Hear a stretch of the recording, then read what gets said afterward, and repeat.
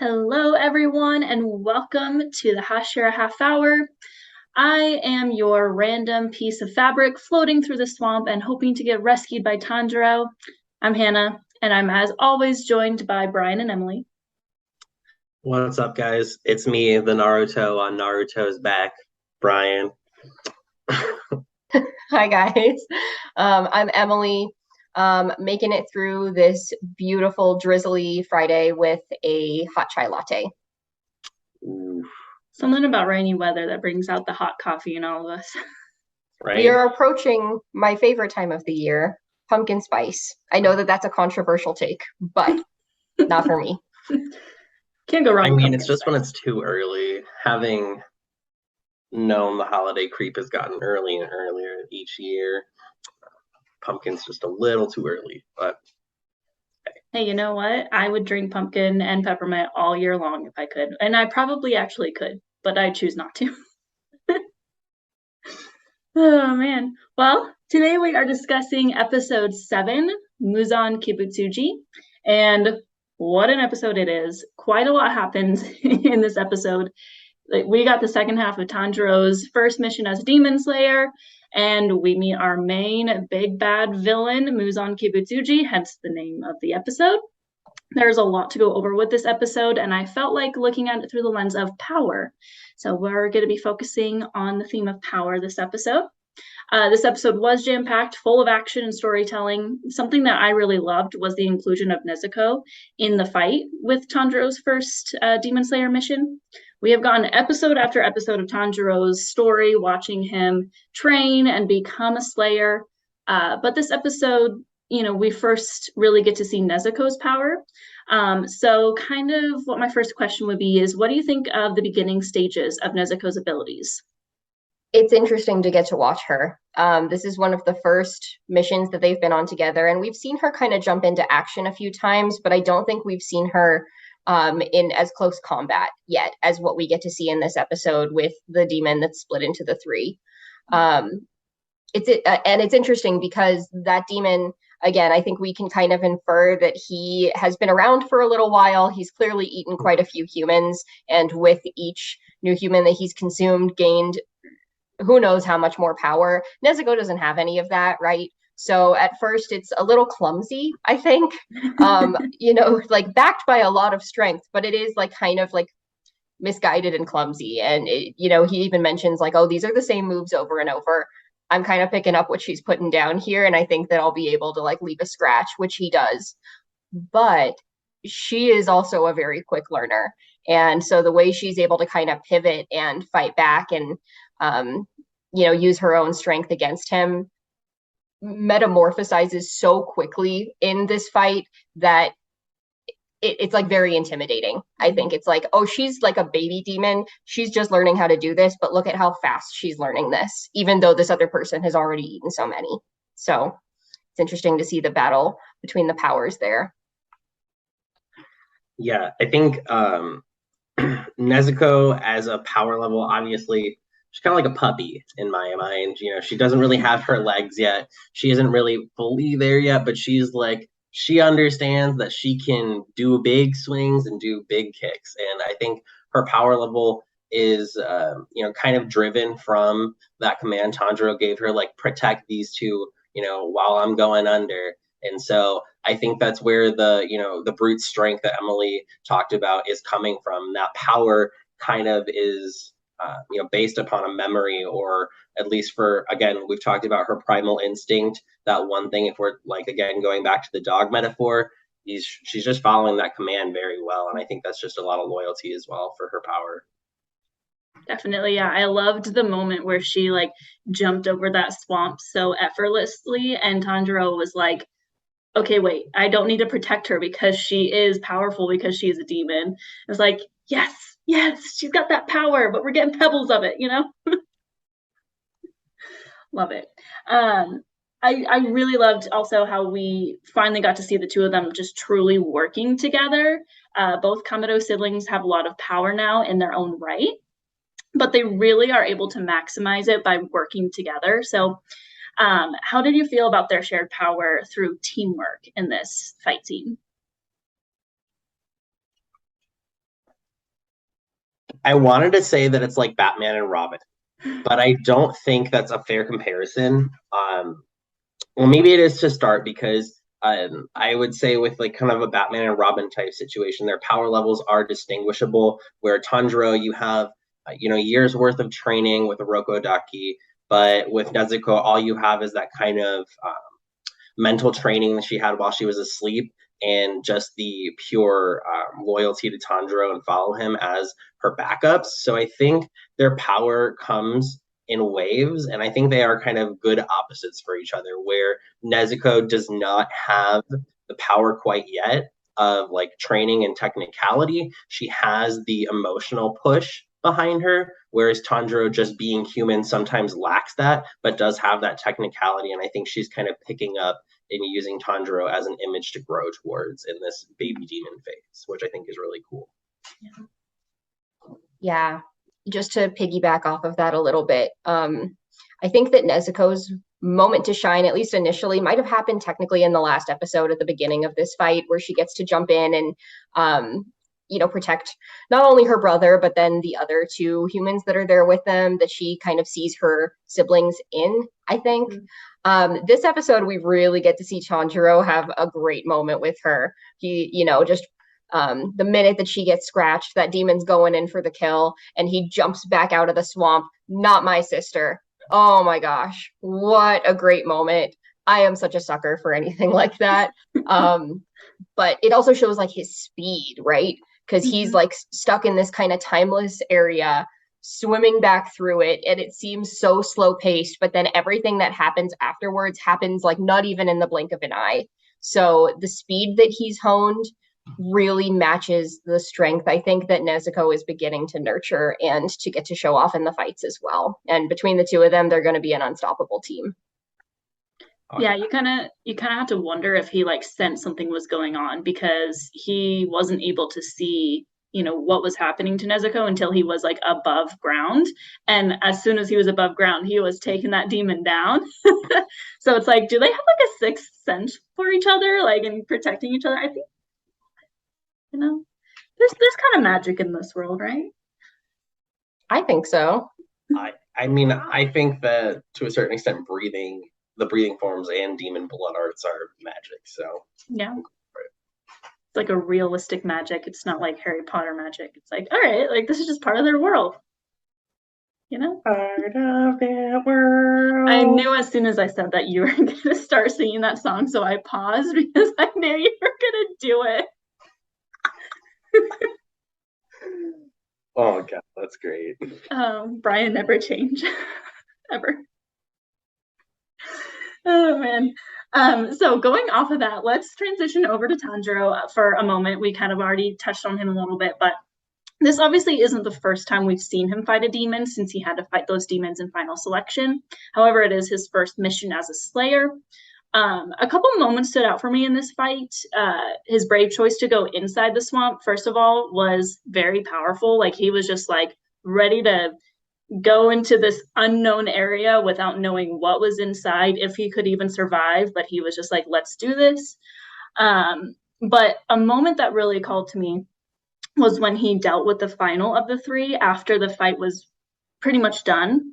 We're really starting to see his ruthlessness come out, because he like cut that tongue out. He was just like, like, don't come for my sister, don't come for these people. I'm going to protect them. So how do you feel Tanjiro showed power in this moment over that demon? I mean, I think that by the time the demon realized that two of his counterparts were already dead, that the power imbalance was pretty clear. And of course, Tanjiro's fantastic moment that we just talked about, but he's got a lot of motivation behind those moments. For one thing, this demon's coming for his sister. This is his last living sister and kind of what he's dedicated the rest of his life to. So I don't know about you, but if it was me, I would not be letting anybody anywhere near them. Mm-hmm. So I can't really blame him for that. And I think that's like a little bit of his primal instinct that he might have coming to play. And then the secondary motivation that he has here is that he needs to find out how to turn her back, right? And he's not had a lot of luck with other demons in the past, speaking to them and trying to get information. He's only just gathered a name from Orokodaki very recently as to like the individual demon that he thinks might be responsible or at least able to give an answer. And this demon is one of the first that's able to actually like hold a conversation with him long enough to give any kind of information at all. And the only information that it's able to give is that it can't give any, which I think to Tanjiro is like kind of showing the significance of this person that he hasn't met yet, or this demon, because here he is, he knows that he is in a position where he's able to kill this demon. Clearly Tanjiro holds more power in the immediate moment, and this thing is still not willing to talk, because that's how much power this unspoken force has as well. Yeah. So I think it's interesting. I think he knows that he is becoming more powerful, Tanjiro, but he knows that whatever he is up against is something to be reckoned with. I think with Tanjiro in that moment, he is kind of playing executioner, right? Or I guess kind of like a cat playing with his food to a certain extent. Like he's really done with him at that point, but like if there's anything else he can scavenge, why not? And he's just trying to, head towards Muzan, right? With his motivations going forward, he wants to try and get Nezuko back to a human, and he wants to try and avenge himself. So his power, I guess, comes from that emotional drive.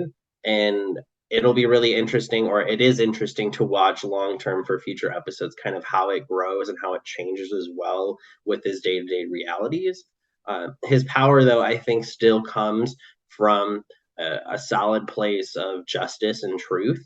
And I think that's kind of interesting for most types of powers, because you see a lot of like power corruption. And I think it's very interesting how he uses it in a way that may seem toying and, extortionist like, but it's still coming from that sense of justice.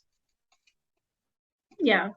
And the way he just didn't hesitate when the demon's arms regenerated and tried to make a jump on him, like, just shows, again, just how ruthless he is and how he's willing to bring his blade down as soon as he feels him and the people around him are in danger.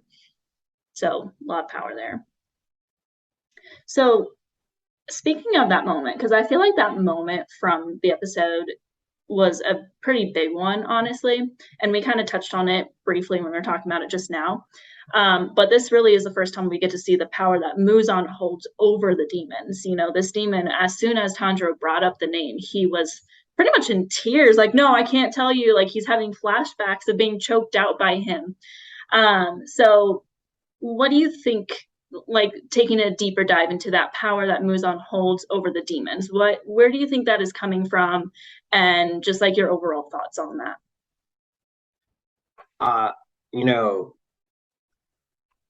As a part of the story itself, right? Every anime needs its big bad guy villain.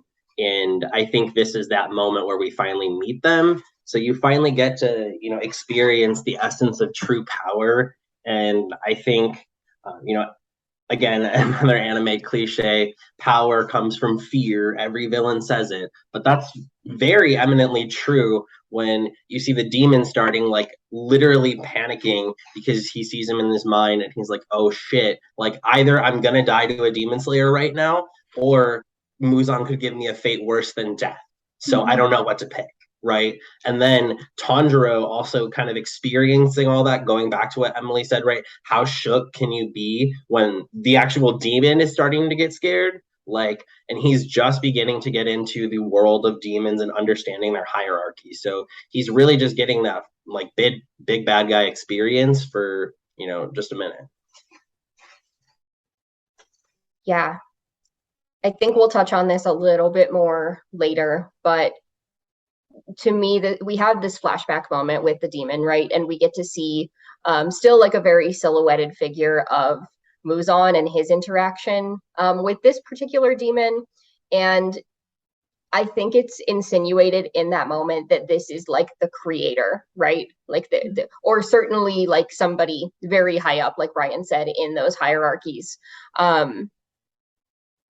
Somebody, again, that has the power to offer something that's like worse than death, like Bryan was saying. And what are you going to pick? What are you going to pick between each of those? And knowing that it's something that's eternal, and that he mentions that he's always going to know what you're doing. Like, how is he able to do that? It's not really touched on quite yet. But that he is constantly watching and he'll know the minute that you do something, and that it's not just an empty threat, I think. It's clear that he holds a lot of power and that he's going to be a really important figure, I think, in the future for every demon. Probably not just for this one, probably for Nezuko, probably for a lot of the other ones that we're going to run into here as well. Well, and at the end of the day, like, he chose to make the jump on Tanjiro instead. Like, he could have chosen to just say his name, but instead he was like, no, I'm not going to, and I'll take my chances with this Slayer. Like, even though Tanjiro was towering over him, you know, had just cut out his tongue like a freaking badass, like, you know, he had the choice, and he still was so scared of Muzan and his power that he was like, maybe I'll take my chances with this Slayer. And of course, he was instantly taken care of. But again, really telling of that power. Right. It's like, is that the more merciful option? Probably is. Yeah, I mean, a quick death. I mean, that demon was gone within seconds because it didn't take him long to disintegrate. Like, you imagine how quick of a death that was compared to what could have happened if he had said Muzan's name. It's very different. Yeah. Another what if moment, right?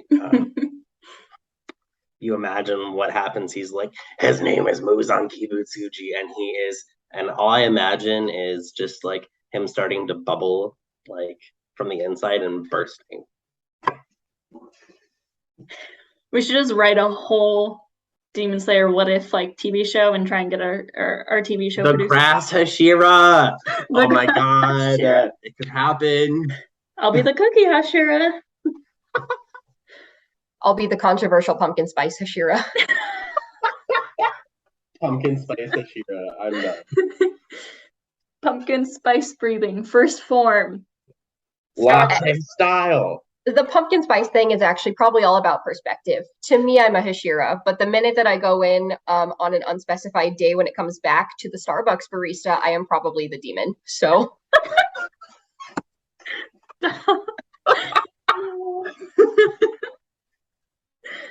No, let's just live in the Demon Slayer world and do something like that. I am all for it. Okay, tangent. Let's revert back. It's hard to do sometimes. So let's dive in a little bit more into Muzan, just because I feel like it's clear, like, when it comes to power, Muzan's got all kinds of it. This is the episode where we actually see his face, which I don't know about you guys. When I watched the show for the first time, I was not expecting to see the face of the main bad guy so early on in the show. I was thinking they were going to pull like an Avatar Last Airbender, where we did not see the face of the main villain until the final season. But I think it's interesting that they chose to show us his face now and have that interaction between our main hero and the main villain. Obviously, we didn't see much of the interaction. That's more coming next episode.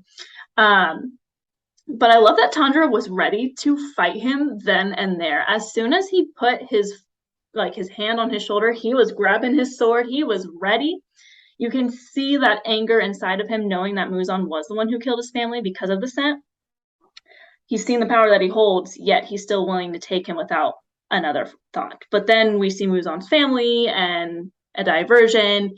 He turns a man into a demon. So, obviously, small pebbles of Muzan and Tanjiro and what the story is going to lead to. But what are your first thoughts on just that whole moment where Tanjiro is willing to take him down, but Muzan is very clever with the distractions? I think Tanjiro wanting to still go in there, it's his, headstrong perseverance, right? He, again, doesn't have perspective on, he understands that it's bad, but he doesn't understand the perspective of how bad it is yet in the entire comparison of demons. So it's very interesting to just see him walk in to the unknown. As Muzan is standing there, he clearly knows what's going on, and he's trying to de-escalate this situation as quickly as he can, because he knows that this could either go really bad or I could hopefully walk away with this. His daughter sitting there, I don't know who you are, couldn't know her, couldn't ever. It's just Muzan just trying to get that diversion of attention away. But I think that his use of that is interesting because he's still able to do other things. We see him scratch at someone else, and then he's like, I will spite you nonetheless for coming here and doing this. Yeah.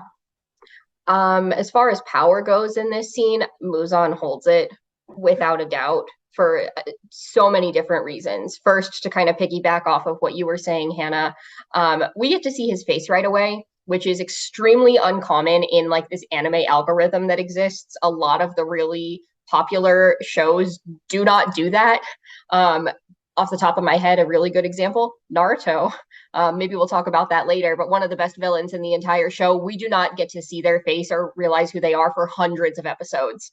And it's like a huge buildup to who this person might be. This completely flips all of that on its lid, and we get to see this person right away. And I think that that really insinuates that this is somebody who's not afraid to show their face in broad night light. I guess I don't know what you call it. Broad in the light, like just walking around downtown Tokyo, right? Immediately visible, surrounded by hundreds of other humans. This is somebody who knows that they are extraordinarily powerful, and I don't think that Tanjiro running up to them is going to be something that throws them off right at this moment. I think maybe it's a little blip in their day. For Tanjiro, it's a huge moment. This is like the person that ruined his entire family and probably was the one that turned his sister into a demon. I don't think Muzan even knows who he is quite yet. At this point, I think he's just like, oh, like this is a demon slayer. This is clearly a rookie. He's figured this part out, but this is not something that I need to concern myself with right now. And we get to see him do like a little power demonstration, I think, for Tanjiro in this moment. And this is another moment where I think we get to see like this is the creator, because there is the moment with the scratch, which is used as a diversion, for the crowd. But we get to see him turn somebody so quickly. And it's like, this is what I can do just by barely grazing my fingers across the back of somebody's neck with nobody noticing. Imagine what I could do if I was trying right now. And I haven't done this in a couple. Oh, no, what's up? Oh, no, I heard it. I heard it in my head after. It's fine. It's fine. He is. He's like, try me. I have been around for centuries. I am not afraid of you. Like, what? I don't think he even has put together that like Tanjiro and Nezuko are even like part of the same thing. I don't think that that's anywhere near crossing Muzan's mind right at this moment. And he holds a lot of power. I haven't drawn any parallels to like other famous literature in a minute, but if this was like the bad guy, this is like the Dracula character, right? This is the one that's different, because we've seen a few demons. They don't really exist very well around other human beings. We see that they have this bloodlust that's like barely containable, and he's able to just walk around like it's not a problem. He has a family. He's not afraid to be seen in broad daylight, but he is also the one that can turn other people into them very, very quickly. And we've not seen any other demons with that power quite yet. So this is a powerful guy. I think that without a doubt, he holds all of it in this moment. And yet Tanjiro was like ready to throw down and like end the show right then and there. In the initial moment, yes, but I do think that Tanjiro, like in the immediate follow-up, realized what he was dealing with. Yeah, I think like the shock. Yeah, he understood the choice that he needed to make as soon as Muzan turned that man into a demon. He knew he needed to go there and protect him. He kind of gave up on taking on Muzan at that moment, which I think was Muzan's plan, was again that diversion to like, he doesn't want this random slayer like trying to call his name out in this crowd because he's clearly trying to blend in. So Tanjiro went right with his plan, but it was the right choice. Obviously we're early enough in the show. There's going to be, a power mismatch there. Tanjiro's not ready to take him on. He thinks for a moment he might be, but he's not. He got the confidence.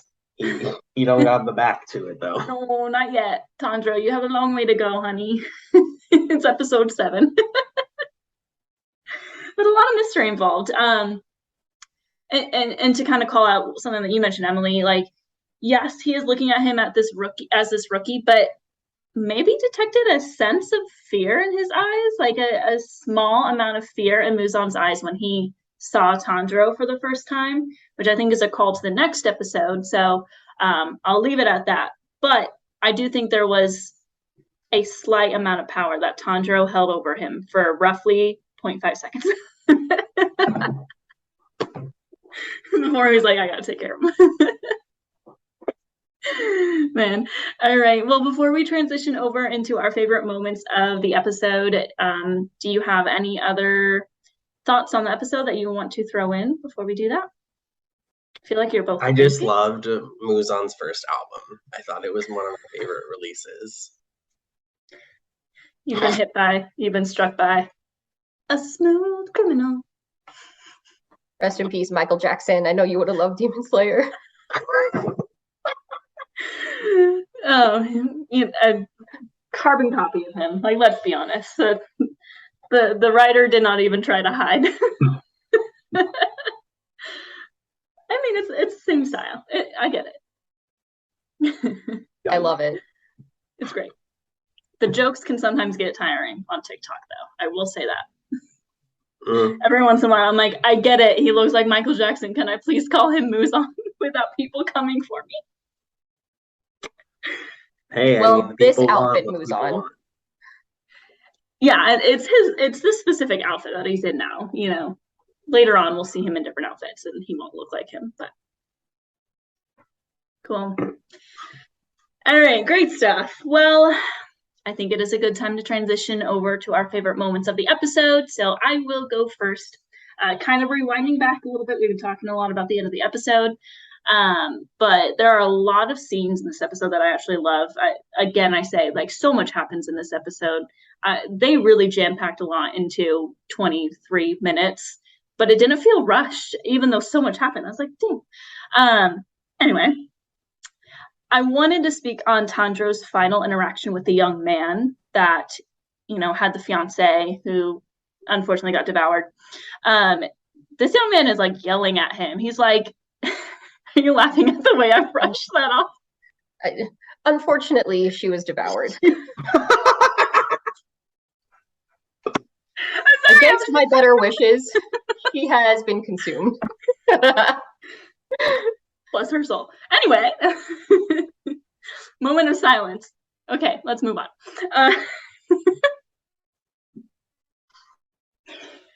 Losing my train of thought.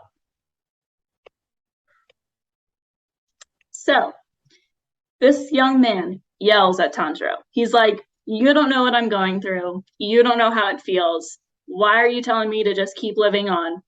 And Tanjiro has every right to be like, yo, I lost my whole family. Like, relax. I've been through worse, honestly, and I'm a child. But instead, like, we get like that picture perfect, kind Tanjiro face, and he just gently takes his hand and is like, you're gonna be okay. Like, it's fine. He doesn't raise his voice. He doesn't feel the need to explain his past to this man. He just hands him the little satchel and hopes that, something from his fiance is in there. And of course it is. And then he feels Tanjiro's hands, which are so hard and blistered from all the training. And then he realizes that he must have gone through it. And I mean, again, you guys know I would love to talk about Tanjiro and like his kindness and empathy.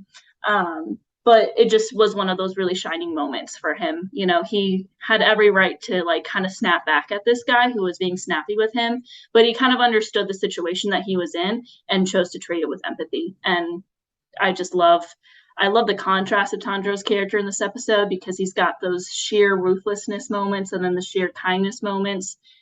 Such a well-rounded character. I love him, as always. 100%. That is such a beautiful little moment.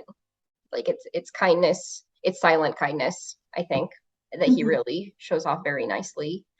My favorite moment is kind of a small one, and it's hard to pick because this is such a good episode. This is probably one of my favorite episodes of season 1 overall. So I really could like just put my finger down and just pick like any frame from here.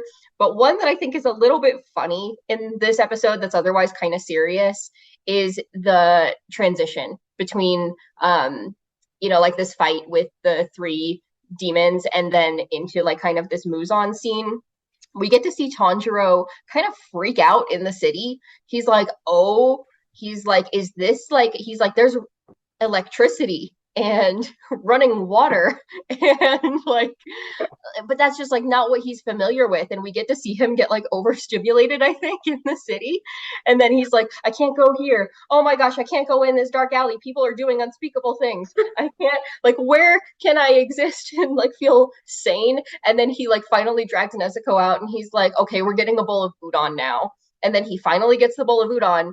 And right as he's about to go and enjoy it, it's like, okay, I have this scent that I'm picking up on, and he just drops it. And I'm like, man, like, please let my boy have some soup. Right? Please let him have some soup. Our precious little country bumpkin. I know. Precious little angels. But that's mine. I just think it's funny, the contrast of those 2 scenes and like him being stuck in the middle of it. I think it was good soup. Good soup. But my favorite moment of the episode, I always love a good animation scene, right? I always love breathing forms. And so my favorite moment is underwater, where he is fighting those demons. And he's like, you guys think you have the advantage on me here, but there are only certain forms that work in water. And so he hit him with that form 7, is it right? Whirlpool. And he just sliced him. Oh, God.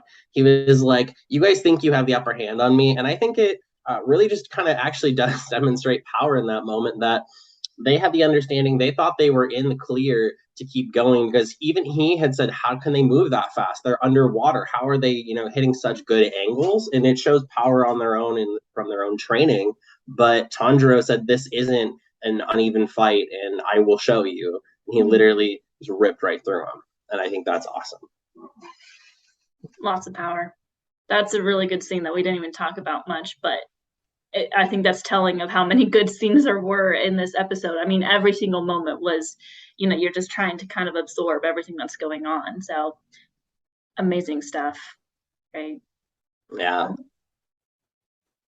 Well, I think that is about all the time that we have for today. So thank you all for listening in.